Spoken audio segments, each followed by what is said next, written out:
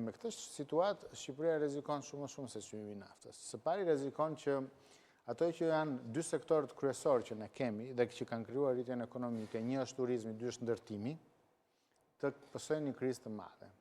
Turizmi sepse nëse unë jam punëtor në Gjermani ose në Itali të Veriut, që janë dy fabrikat e Europës, themi kështu, dy rajonet me dëndurim më të lartë, dhe jam kurioz për të ardhur në Shqipëri, ose kam ardhur në Shqipëri, dua të vi prapë sepse është edhe tendencialisht lirë, ose ashtu mendonim.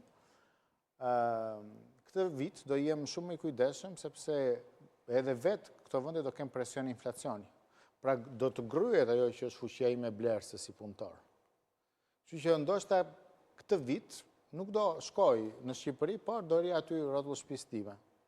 Dhe ky është një rrezik real që po bëhet gjithmonë më real, sidomos po të kontaktoni hotelet e Golemit dhe të Bregdetit shqiptar, sepse prenotimet janë ulur, biles një pjesë prenotimeve po anullon. Dhe kujdes sepse sot ekonomia shqiptare, turizëm dhe ndërtim. Pse ndërtimi?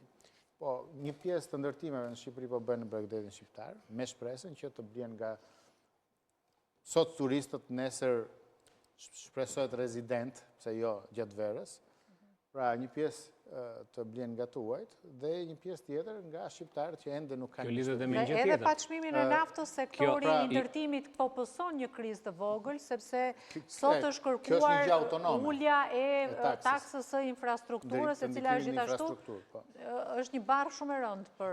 Sepse ka rritur në fakt në nivel 13% të totalit investimit. Dhe me ato po mbajnë buzhetet e bashkive. Dhe pra, po kjo është një krizë më vete. Kriza e karburantëve po rrezikon që të i vëmë më në pak të vështirësi dhe ta përkeqësoj situatën.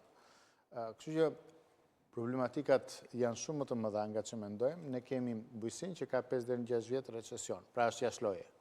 Kemi industrinë që nuk eksporton dot më se me një lek kaq të fortë, nuk bëhet dot. Dhe kemi çfarë ngelen sektorët e shërbimeve, pra administrata, dyqanet, ngelet turizmi dhe ngelet ndërtimi. Në momentin kur te turizmi dhe ndërtimi goditet, Shqipëria ka realisht një recesion. Një janar shkurt, ne nuk kemi vënë re gjë. Pra, biles ekonomia e ka mbajtur veten. Nga marsi, e tej do fillojnë problemet reale.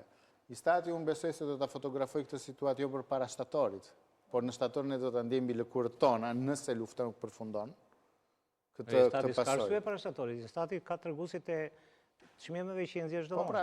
Profesor, çfarë rrezikojnë? Përmendi sektorin e bujqësisë, profesor Spau, po mua më kujtuaj një shkrim i Monitorit i para disa viteve që thoshte bujqësia është në stadin e vitit 1997. Pra